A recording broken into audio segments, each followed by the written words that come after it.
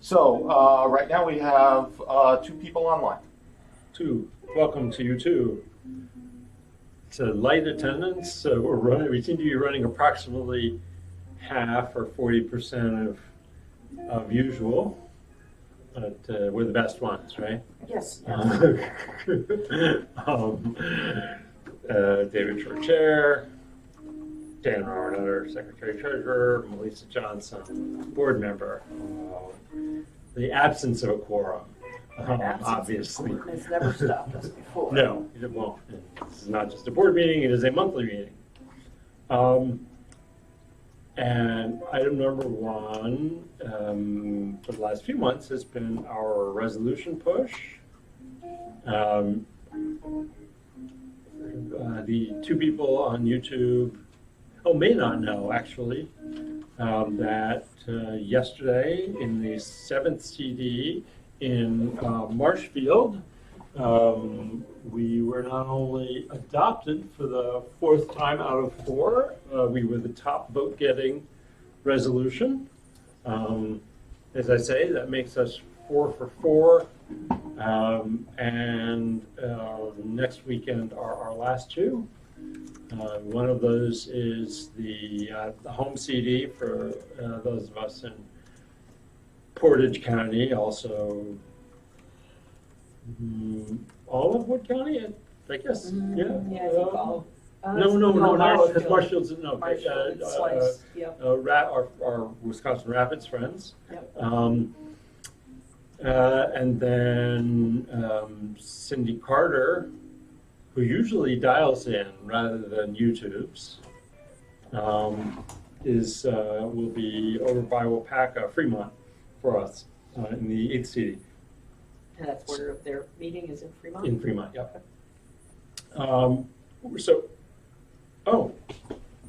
Now we'll turn it up since it's not the whole music. And who do we have? Cindy, we were just talking about you. I'm going to turn it up also on my phone. Can you hear us okay? Yeah. Excellent. Why don't I take a moment? I just shared the great news which you heard because I sent an email to the board about the success yesterday. And why don't I do one more time, maybe a little more quickly, just as I did for Melissa, to talk about the exact choreography of this. Or maybe you're already familiar with it, Cindy, but this rule about not only having to pull a resolution in order to have any speaking on it, but additionally to need someone to speak in opposition or amendment in order to speak in favor.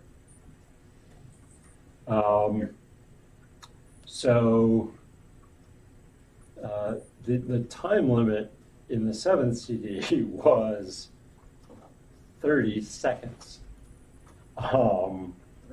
Yep. Personally, I felt like, I certainly there's a lot more time, that time was better used. I went around, I held up a goofy little sign. I went around to each of the tables where delegates were sitting. And I wasn't allowed to speak as a non-delegate. So, there was fancy footwork with getting people to speak in favor and in opposition. But I did during, once all the polling for discussion and the initial rounds of votes is not the vote that we care most about, which is people picking ours as one of their top 10. But that initial round of voting is just, okay, here are all the resolutions that came through county committees. Are we keeping all of them on the ballot? Or are we revising any of them, amending them? And so that is the round not only of voting, but of discussion. Discussion that, as I say, was not only very time limited, but had this requirement that in order to speak in favor, you gotta, have a shill to speak in opposition, or maybe there will be some in opposition, I don't know. But in case that's helpful. Yeah, I know how they work. The one thing is, I think Allegheny County only brought forward 2 or 3 resolutions, so I don't know how many are going to come out of the Green Bay group, but we hopefully won't get more than 5 or 6. Which I think is Well, better. it'll be interesting to see. So in the 7th, there were 20, whittled down to 18.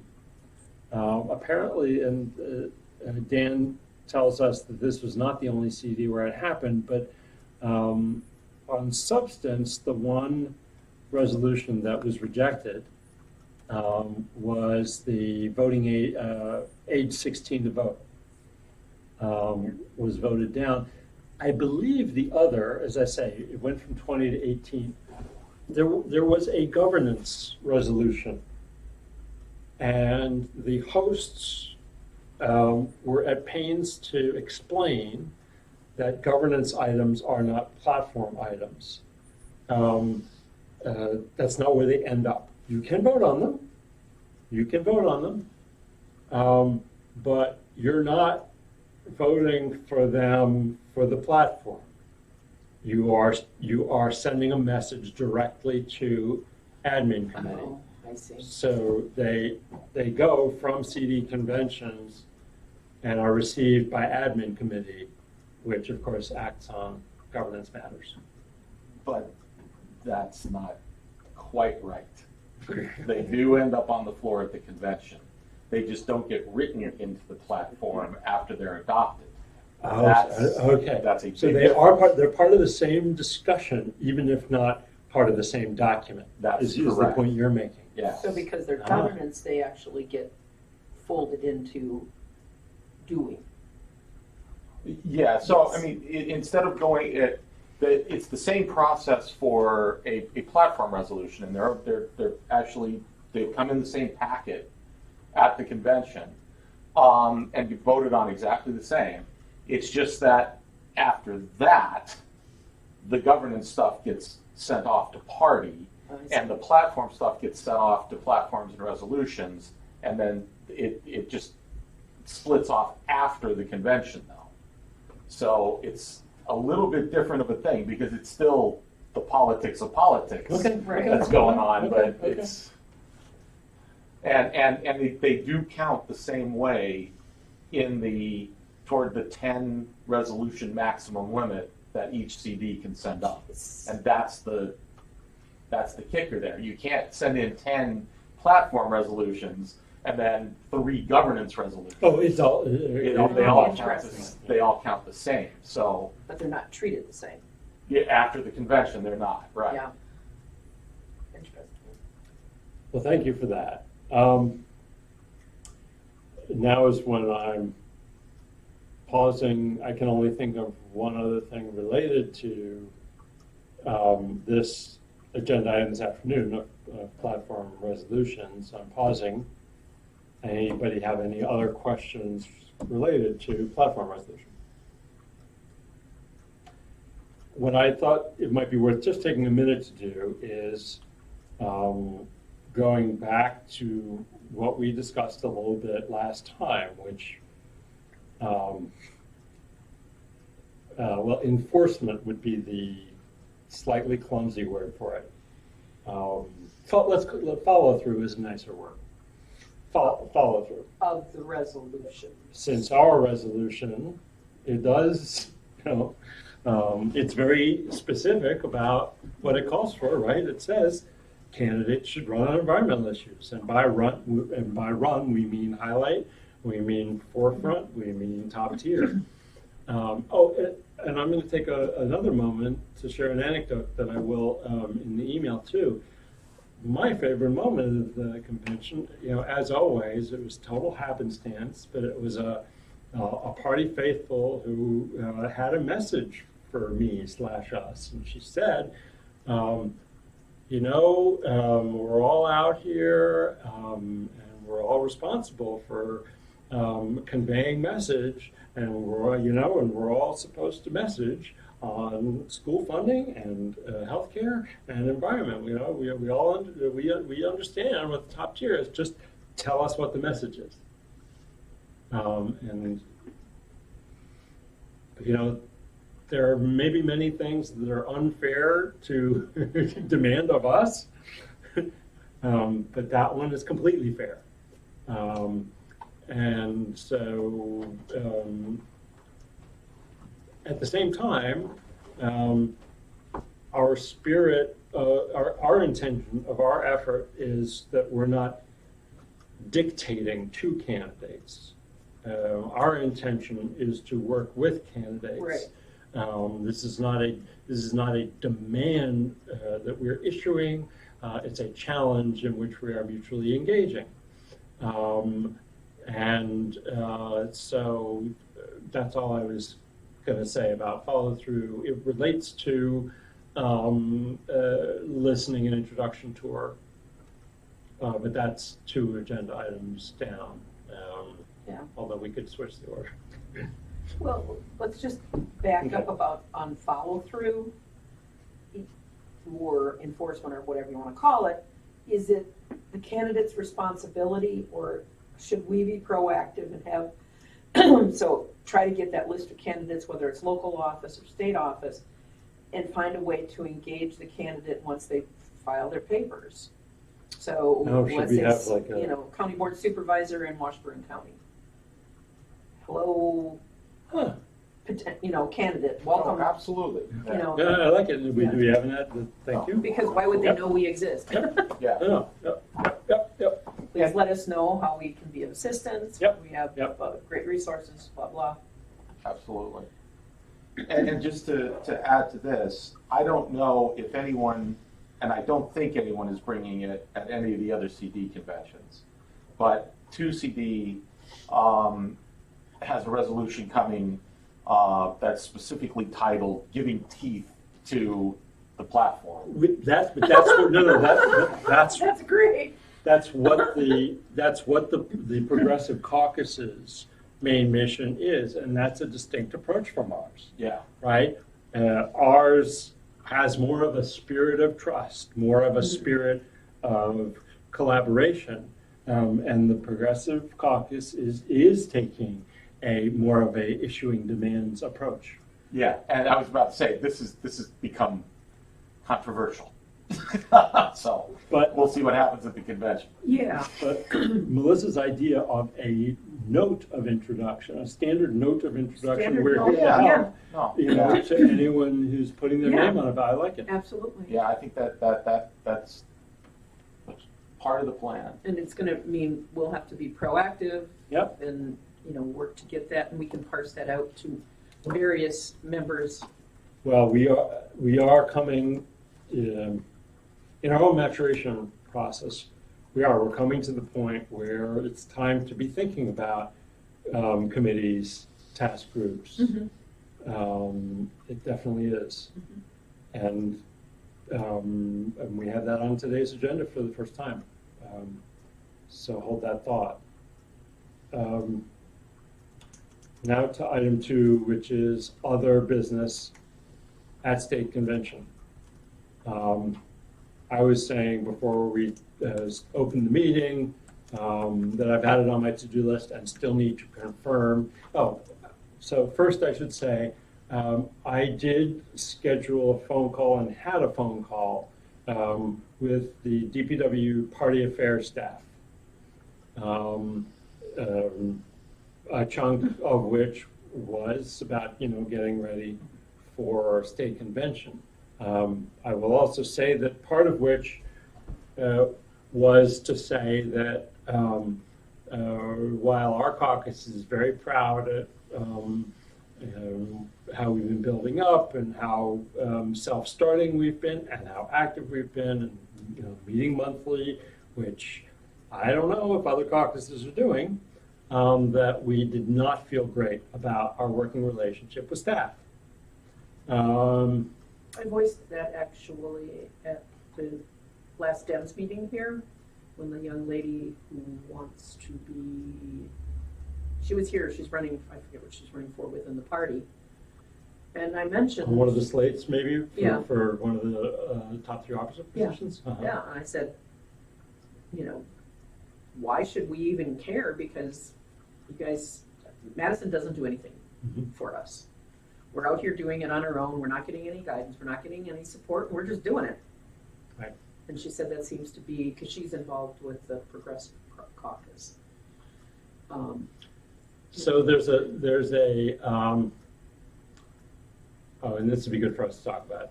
Let me use that as a segue. So I'll come back to my discussion with Will and Ashley. But there is a Ben Wickler slate and a David Bowen slate. And a third one now. Oh, huh. Yep. We have another person jump in, and I can't remember for the life of me off the top Okay. of my head what their Okay. name is. Okay. But there are now Okay. 3. And And it's Dan has been, the people, David Bowen is first vice chair running for chair. Okay. Ben Wickler is running for chair. And they have running mates. Lee Snodgrass is running for second chair with him. What's that? Lee Snodgrass is running for second chair with Ken. Oh, okay. Okay.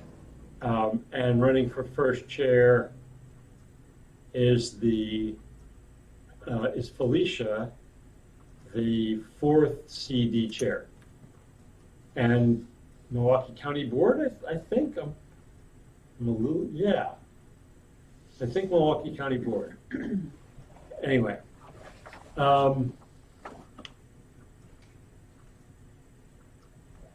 Dan has pointed out that we should, whatever we're going to do, they want our votes, whatever we do, we need to offer same opportunity to all. Now, the simple answer would be, come to our caucus meeting. Now, I say simple, that could chew up a lot of our time. And we want to have good attendance. Another answer would be next month's meeting. Possibly preferable to guard our time in Milwaukee. I don't know. Yeah. This is the question I'm asking. What do we want to do? Well, I'm trying to figure out when the next month's meeting would be.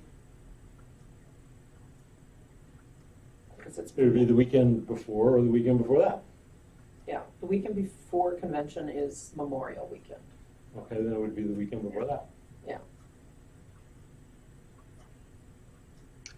But I don't know. I mean, I'm opening up the question now that I've stopped and thinking about it. You know, part of me maybe would like to get that out of the way and be more protective of our precious in-person time.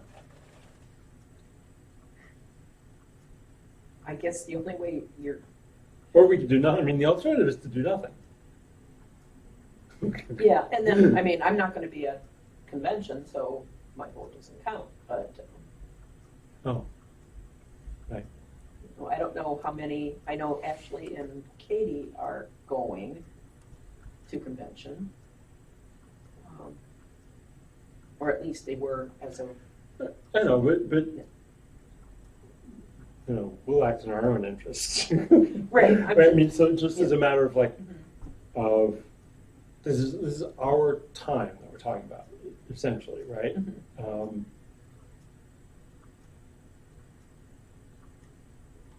Shall we issue an invitation for the May meeting to the slates? Sure. I guess why not? And Okay, they can- and they can- and then we've done our part, and Yeah, and they can do it virtually as well. yeah, absolutely. So Yeah. we don't have to travel. All right. So I'm already in touch with 2 of the 3. the two early. And I saw David Bowen yesterday. Okay, yeah, Ben had already left. his people actually have called me asking to set up a thing with them, Oh. so.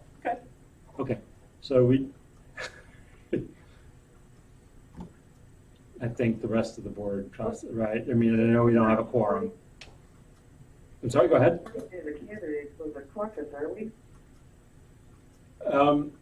So as far as our own elections, and this is what I was starting to say, I need to,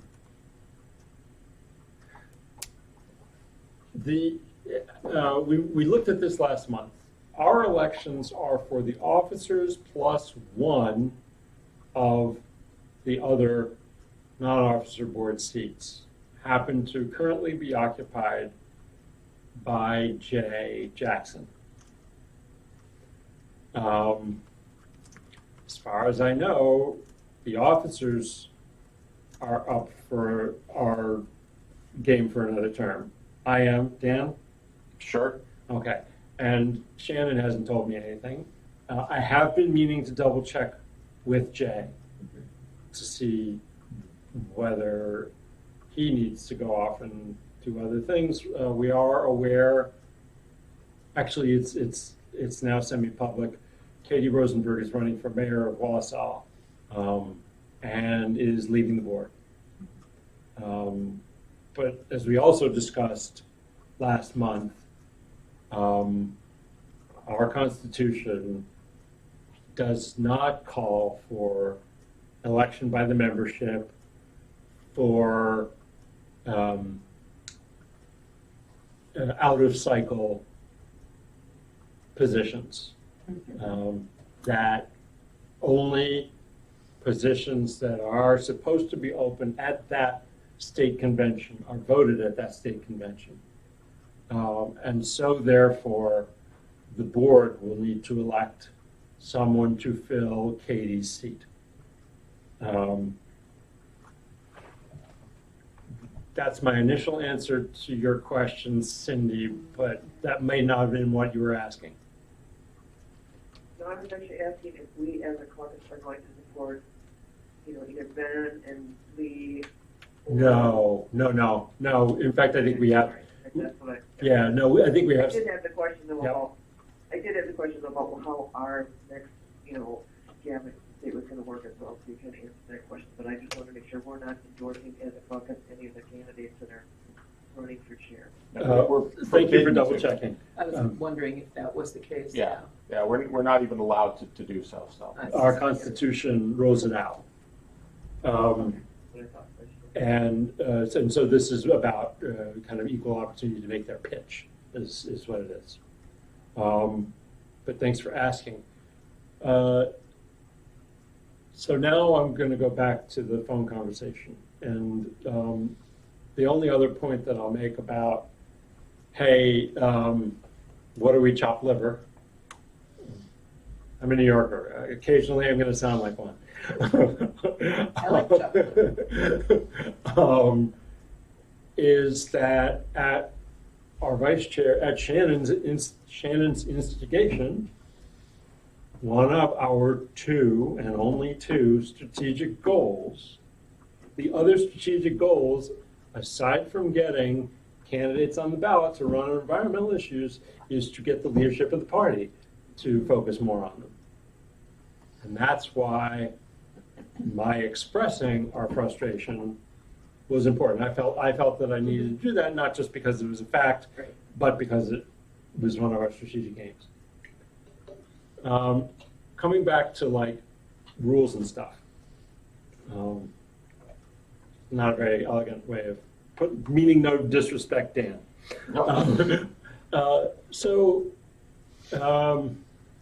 We're not required to have someone from the party run our elections. We are only required to have someone on hand to deal with any situations or answer any questions. Third CD chair, Lisa Herman, has been She's been as a Sherpa. Right. She has been for us a way more responsive and helpful link to the party hierarchy and structure, than staff has. And so we're going to go, and she helped with our last election in Oshkosh. I'm going to ask her for her help again. Fair enough. They are serious about their strategic plan requirement. I'm serious about our position when we're damn ready. And I think, and later, before the end of the year, I think we will be ready. Mm-hmm. But we're not going to let them rush us. So, if this is an absolute that we have to have, what do they do with it? I don't know. I mean, what sort of enforcement, do we have, because, most strategic plans typically have strategic goals and we have outcome measurements. So that, Yeah, exactly. and what are they gonna do? I don't know. We could put anything on a piece of paper and they would go, oh, okay. Well, so let me use that as a segue to another practical issue for Milwaukee. There is, vague discussion, which, by the way, staff had not heard, of a caucus of caucuses, a Whoa, convention. okay, Right, how logical is that, yeah, right? These groups that are all supposed to serve the same function in the same party in the same state. Mhm. How logical is that? I got more of a commitment in future year conventions to follow through on that. Here is their alibi. Number one, it's late, although I wasn't so convinced by that. Number two, apparently this is a very limited facility that they've booked themselves into. okay. Wait, Potawatomi? Yeah, that's what they claim. They claim that meeting spaces are tight. Have you guys been there? No. You ever No, been? no, It's huge. This got a 15-story hotel built to it. yeah, but do they have meetings? Yeah. They do, I haven't been there. Oh yeah, they I just want- built out a giant convention center Yeah. as part of the casino. I wanted to visit their digester, but, Okay, all right. If we feel strongly enough, okay, let's talk about this right now. If we feel strongly enough, we could stir the pot, right? We could reach out to the other caucuses and make a little noise if we feel like this is really dumb and inexcusable. Well, that was actually, my first concept of this was to do exactly that. Was to bring the caucuses together outside of the context of sure. the party. You sound like county chairs. Yeah, well, a little bit, with Little the bit. theory that we're going to have a new party administration at this convention no matter what. We're turning over management. And so if we talk to the old guys before the election, it's not going to make any difference. And if we talk to the new guys after the election, they're not going to be organized and enthroned yet to be able to do anything. So my original concept of a caucus of caucuses was to just get the caucuses together to form a strategy to working with whoever was going to be in that position. Is anybody chiming in the YouTube? No. All right, so reading the room, which is to say Melissa, Dan, and Cindy, what I'm picking up, because I don't feel as strongly about this, but, I feel like I'm hearing from you guys, yeah, there is no excuse for having convention without pulling caucus leaderships together. Is that? Yep. Okay, I will follow through on that basis. Okay, got it. And I figure, even if it's just, hey, let's, at 9 o'clock tonight, In a lobby. yeah, let's go find some space, Okay, Because it's going to be, what, 8 people, 10 people? right. So, I'll reach out to the others. And What would- I was just talking about this with the new Women's Caucus chair as well. Let's you and I talk about this maybe tomorrow if we can. Sure. Okay. All right. I'm gonna ask about this item whether there are any other questions related to state convention.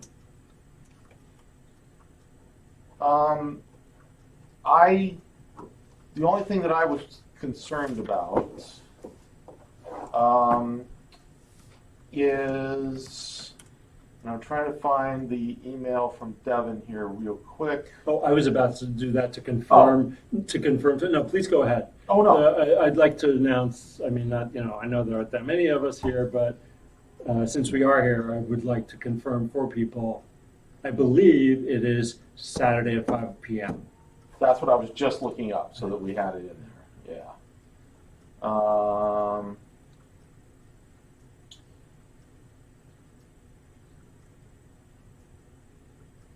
We are Saturday, June 1st, 5 to 5:45 in the Harmony Room. 45 minutes. Oh, we are definitely not inviting leadership candidates. Nope, No. Oh my God. there's no way. We'd 45 minutes. barely be able to get through the election. These people. I'm sorry. I didn't focus on that. That's atrocious. You said it was June 1st from 5 to what? 5:45. 5:45 to what? 5 to 5:45. Oh, 5 to 5:45, okay, and what was it? The Harmony Room. That's a great place for us to meet. Harmony. I'm trying to find out how much, 45 minutes. All right.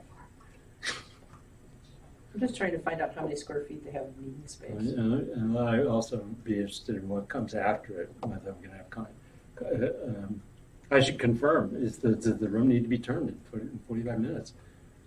Like, we can probably infer that. Once we get the full schedule, we can probably see who's following us. Yeah. Boy, another reason not to love them. 45 minutes. Jesus. All right. Moving on. Item 3 is listening and introduction tour. And maybe it goes without saying, but I'll go ahead and say it, right? That Melissa's great idea of an introductory note that goes to people, as they either announce and or officially get onto a ballot, that part of that message will be, in broad terms, obviously we're here to help, but more specifically, we would come sit and talk with you about this.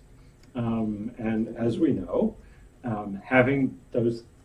starting to have those conversations around various locations in the state is our major activity for the coming phase. In fact, it is the activity that we are counting on to not only learn from in terms of the substance of our challenge of getting smarter about running on environmental issues, but also preparing us for our strategy, looking to the phases beyond. We have talked about different ways of those happening, whether having them requested of us or our taking, meeting more than halfway and initiating them. So now with these notes going to newly declared candidates, that would open another possibility. Of what we said about county committees last time is that we are going to shift from just having it out there that we're ready to receive invitations to now targeting some counties, and I think let's get serious about that after state convention. Mm-hmm. I will report, and I have been reporting, that I'm focused on 2 places in the state that I'm meaning to have had these within the next 2 months, and I'm close to scheduling one in Racine. I will have been to Racine to meet with 5 or 6 or 7 active Dems, and I think the assembly candidate who ran against Speaker Voss included. I will have done that before convention and plan to have gone to Sheboygan in June. That's my piece. I am trying to lead by example there. Other thoughts, comments, questions?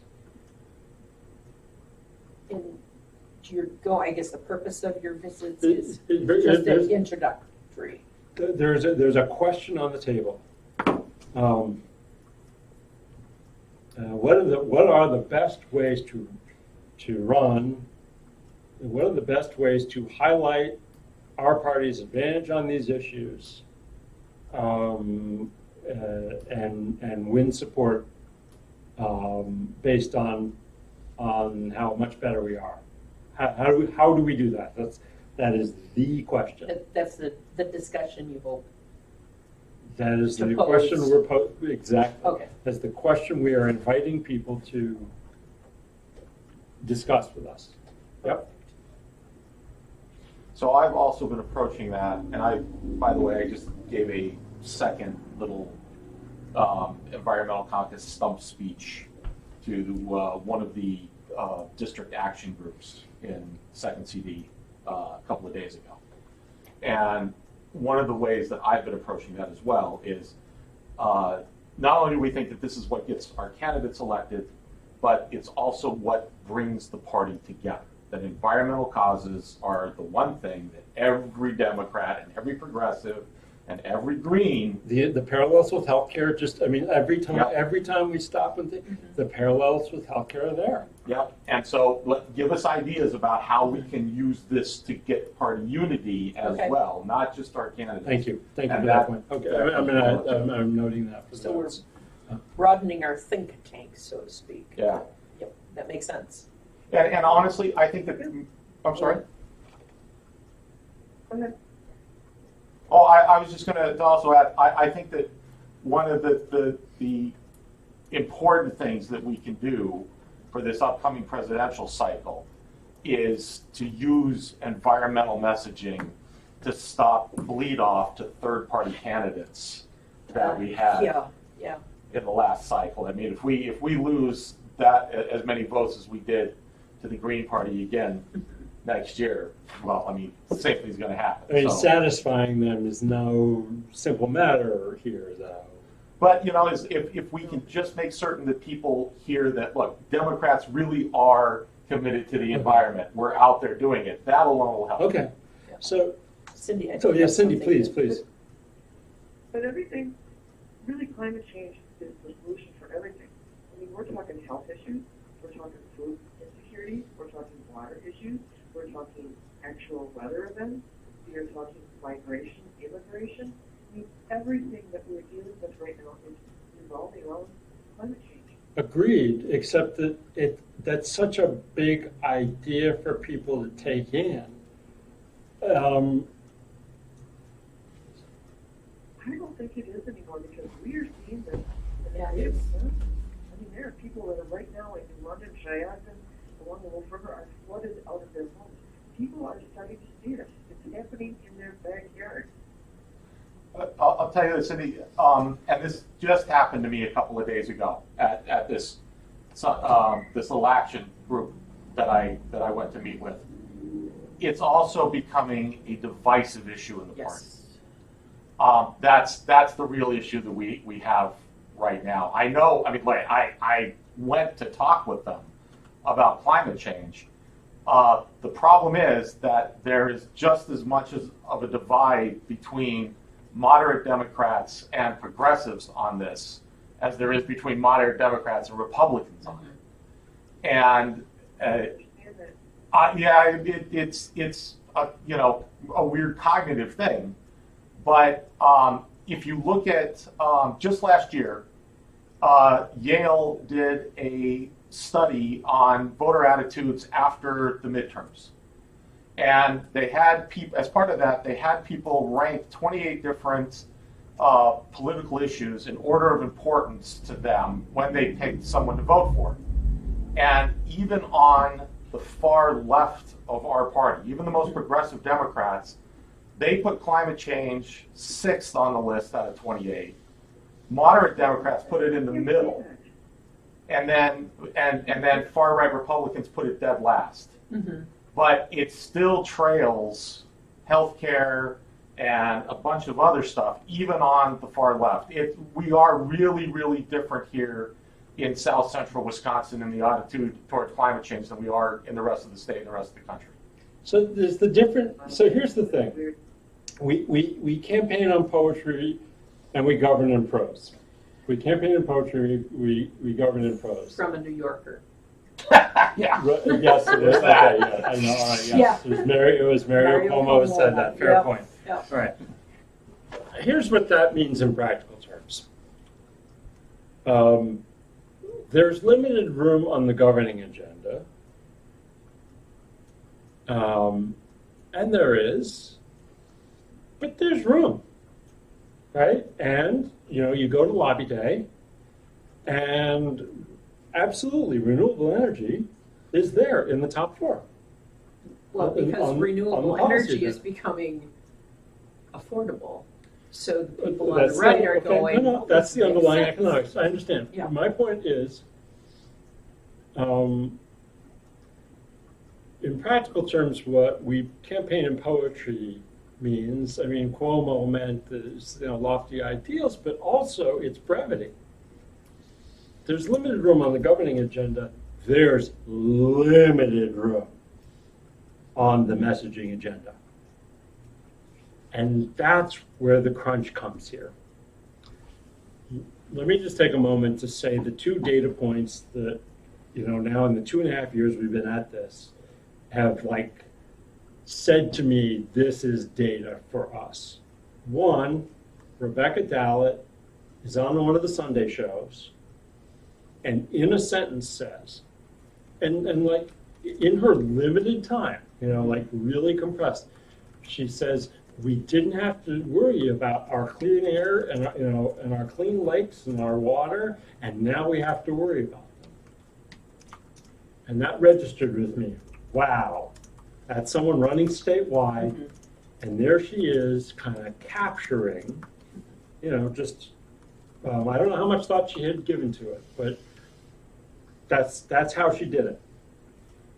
Now go fast forward to last winter at County Chairs Association, and Felicia, whose last name I need to learn, who is one of Ben Wickler's running mates, is at the mic. And again, it's a campaign context, limited time, and what she says is, we all want clean water, don't we? We all need clean water, which happens to be the first meme that our caucus produced, which is a long way of saying, Cindy, that I think we're all clear for our governing agenda, and for in our own minds how crucially important climate action is. I have serious strategic disagreements with the Citizens Climate Lobby in terms of how they're going about it. Very serious disagreements. But, we get power, absolutely, this is something we do something about. The question that our caucus is wrestling with is a different one, and it relates to that woman who told me, tell us what to message. And that is that somehow all this gets funneled down pretty narrow. And it's easier to say, Clean air and clean water. we're protecting the water you drink and the water you fish in, Yeah. than it is how many megatons of greenhouse gases we need to cut. So in a lot of And ways, healthcare is a big issue. And healthcare obviously is going to be a huge issue with climate change because you're talking about both down the diseases for plants, but diseases Right. for people. But you're making my point for me. Yeah. What do we say about healthcare? We're protecting it; they're taking it away. Yeah. I mean, I'll tell you, it bothers me. We're so focused on protection for pre-existing conditions, right? The policy wonk in me, that grates on me a little bit, because you know what? It's not just that pre-existing conditions that's a crucial protection. It's also the annual caps and the lifetime caps that, go right with. And, so like the policy wonk in me is bothered by all the just, narrowly hammering on pre-existing conditions. But as a matter of practically of politics, that's how it all gets truncated. So in a lot of ways, I know Cindy, I agree with you that this all is in some ways going to be distilled down to climate change and the impacts. It's just that people's eyes glaze over when you start talking about climate change.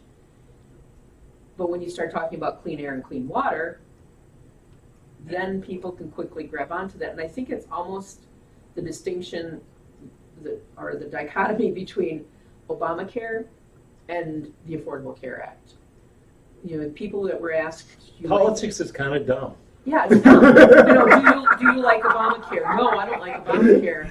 Do you like the Affordable Care Act? Yeah, I'm able to have my 26-year-old, college student master's. Get your hands off my government. Yeah. Take your government's hands off my Medicare.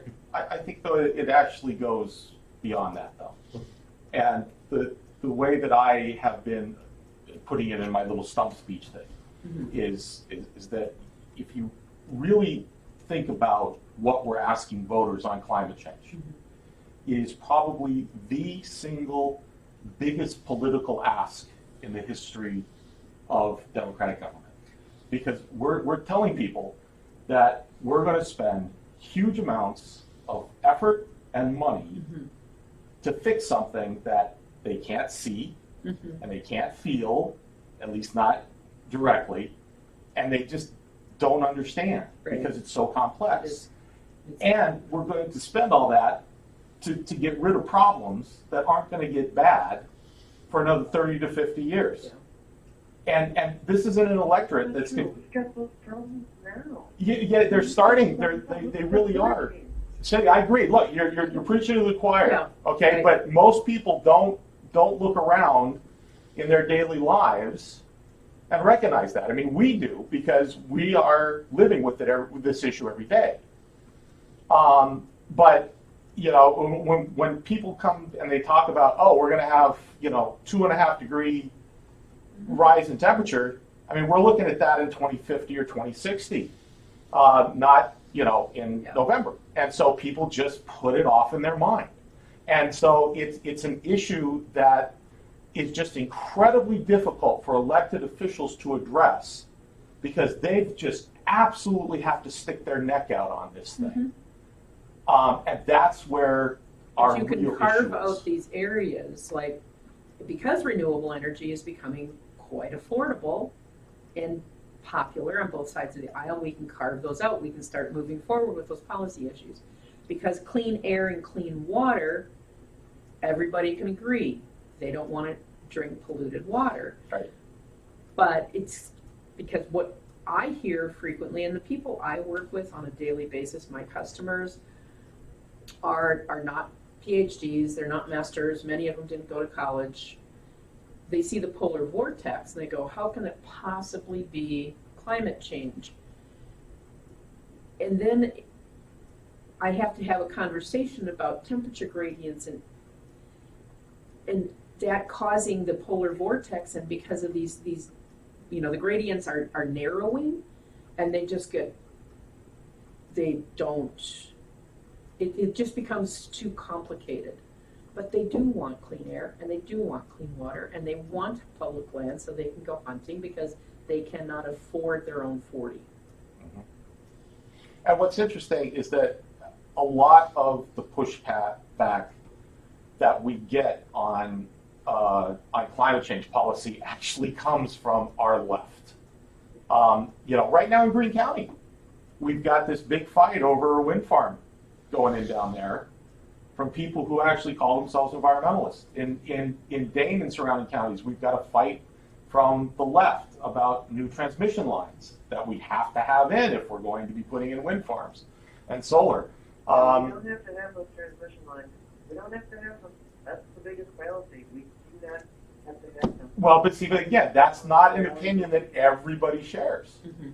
So it's, and that's exactly what I'm saying. I mean, we can differ on these things as Democrats. What we can't do is let those differences divide us. We can't get into shouting matches across Right. the table on stuff like this. And if we can avoid that long enough to, The transmission, sorry? the transmission lines, we need to bring that to a conversation where everything should be sourced locally. That's the big buzzword now. Source locally, buy locally, and that's the same thing we can use as an argument for those transmission lines.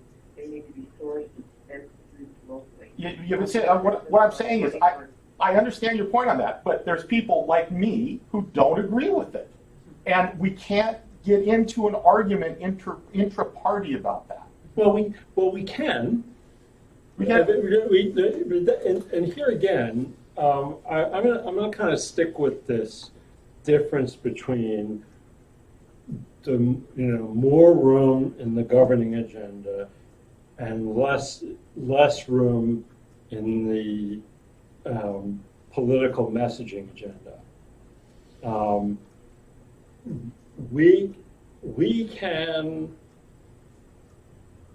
hash those kinds of things out in terms of the figuring out of exactly what to do.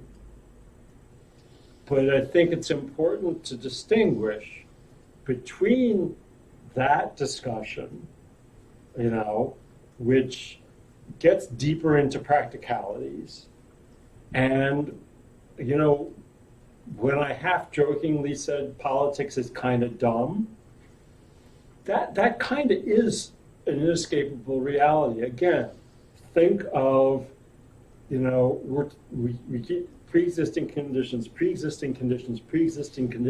and we're doing that because everybody can, if you happen to have a health problem, it's wrong that you face a health care problem. That's Right. just not right.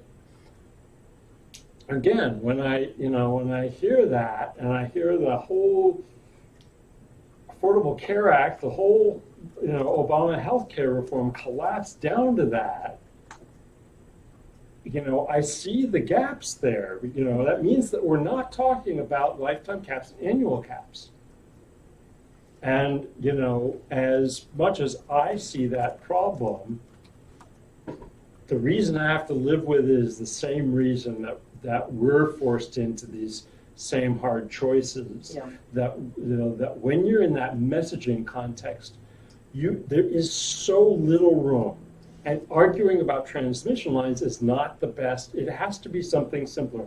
Again, that woman, who, I happened to walk up to her at, Right. CD convention yesterday, and she said, "Tell me what to say."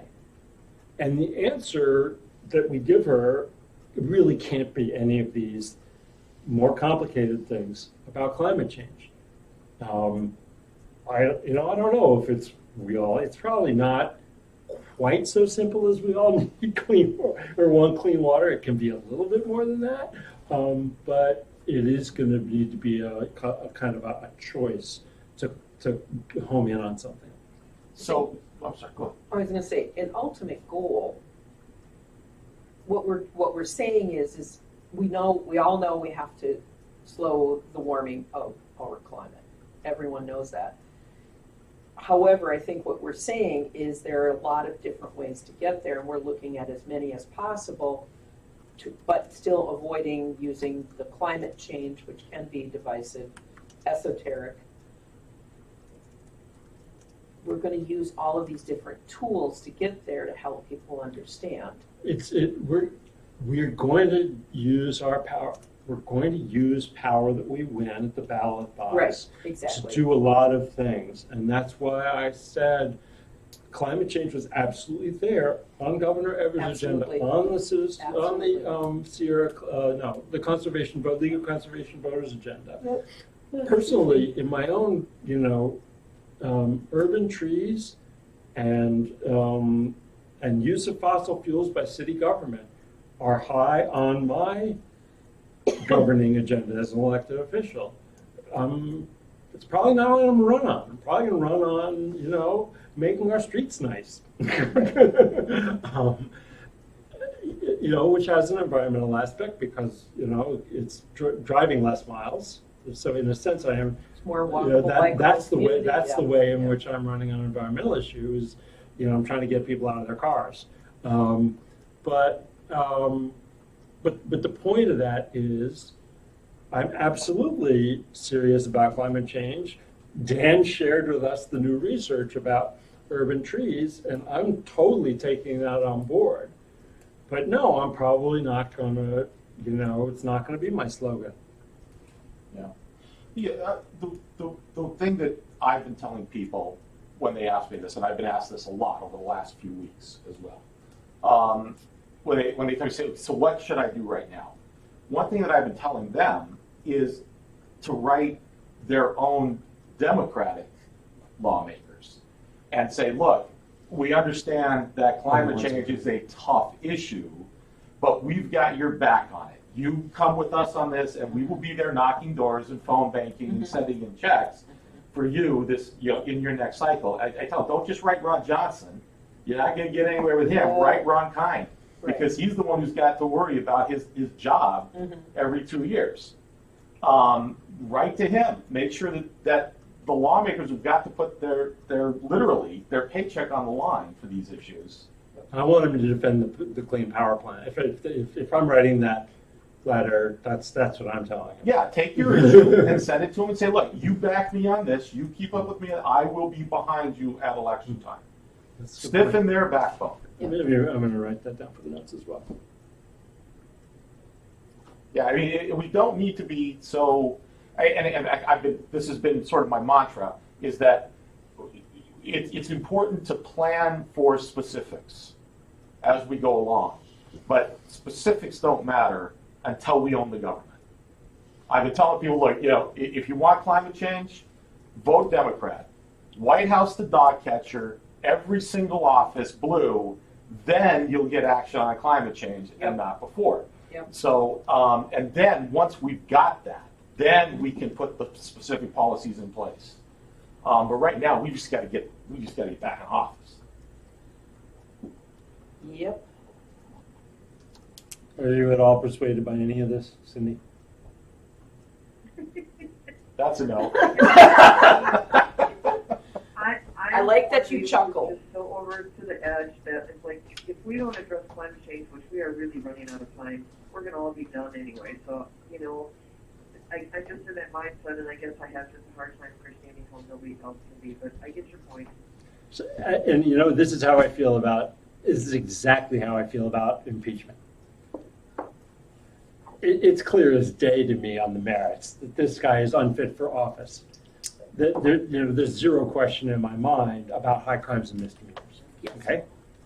The difference between me and everybody who's so certain that Nancy Pelosi is wrong, and there's something right there. It's got, we've got to be one of the smartest politicians of our times. Mm-hmm. But the difference between me and people who are sure she's wrong is this. I'm not uncertain in my own mind in the least. I'm taking more seriously how many people there are who aren't with me, who aren't with us. And I think we're saying something similar here. If I was to give my example of this, it's what's happening in France right now and in Germany, where the government they went too strong on carbon tax to the point that they now are tear gassing people in the streets protesting climate change action with the yellow jerseys. And that we've got to strike enough of a balance that we don't get into power, put in the changes, and then get our butts kicked out of office 2 or 4 or 6 years down the road and just have the other guys come in and undo everything we did. We don't have time for that.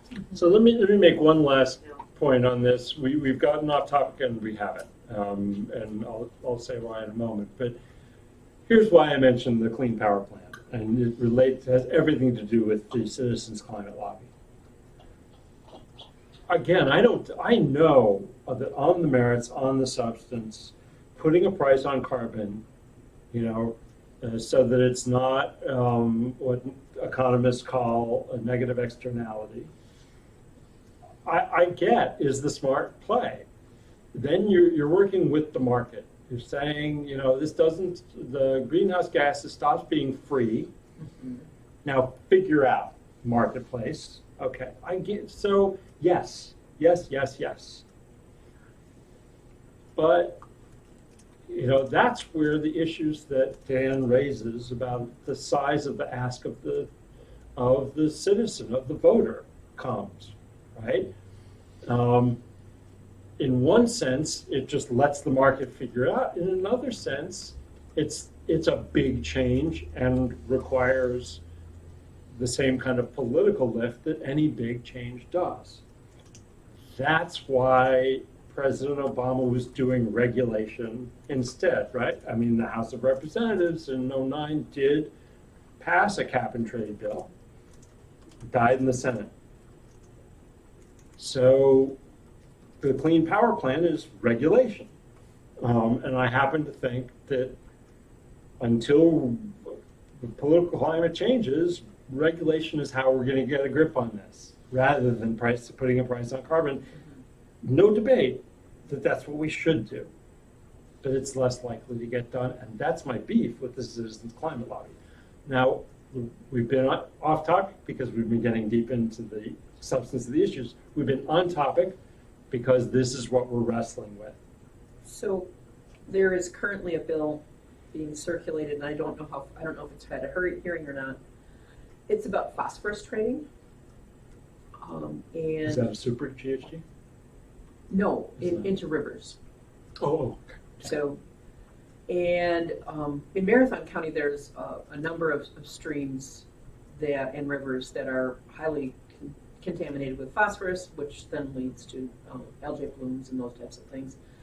It also sucks oxygen out of the water, and you have fish kills and so on and so forth. So one of the things that they're looking at, because wastewater treatment plants cannot meet effluent standards, so they're looking at basically trading. Yet if you're going to be trading it, but you're trading phosphorus from one watershed into another watershed. Oh, if it all builds up, if everybody has the permission, you haven't done anything, and that's the issue with trading pollution. Well, except that with GHGs, it's all the same planet.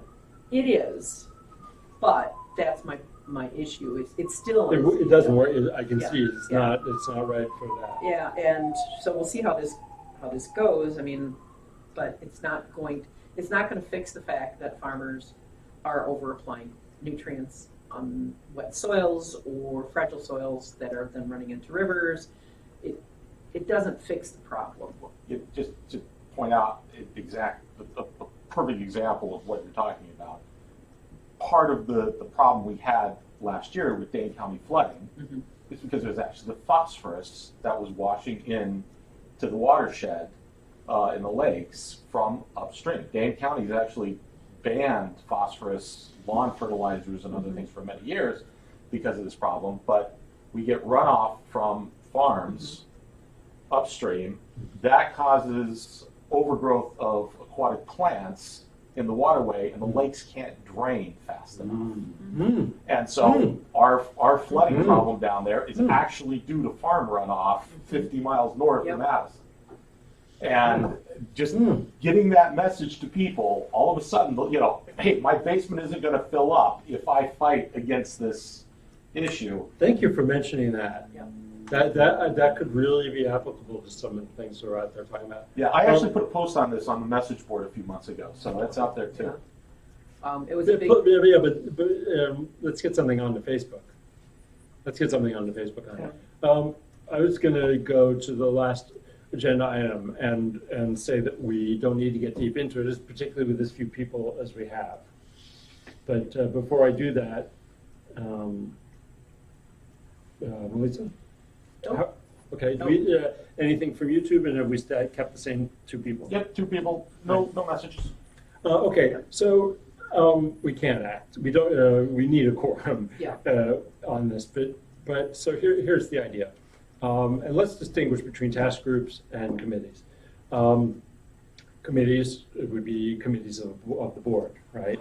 And task groups, maybe there could be leadership from board members, but would not need to be kind of within the governance context, right? And we've been aware that there are 2 constituencies with unique challenges and worthy of focus: hunters and fishers and ag.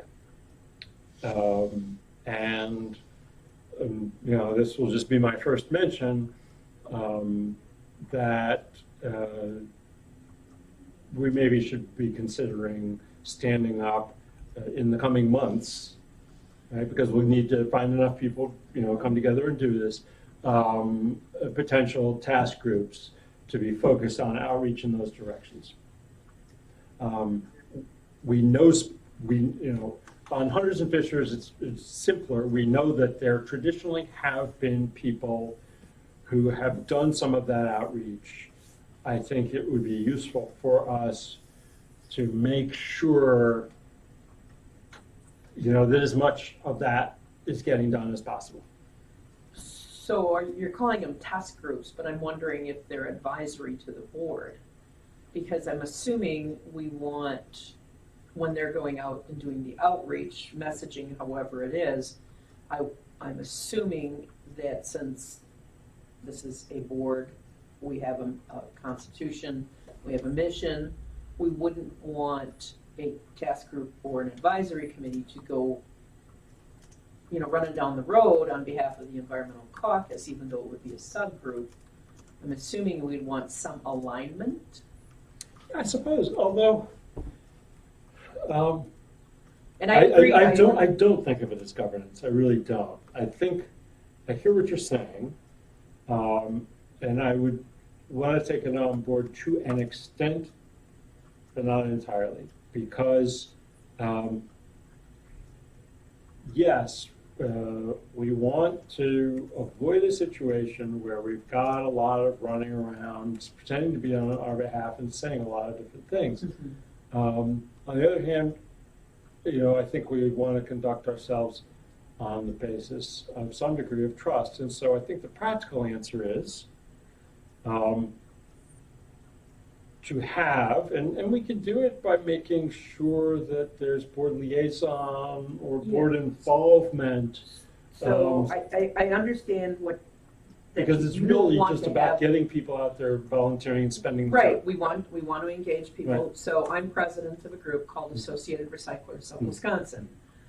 When I became president in 2014, that's how long I've been president, we had these committees, and these committees they're the task people. There was community education and outreach, there was organics and food residual management, hazardous and special waste, except that the committees, because we were trusting that the committees would do their specialty area, were off doing things that weren't aligned with what the board strategically was where they were going.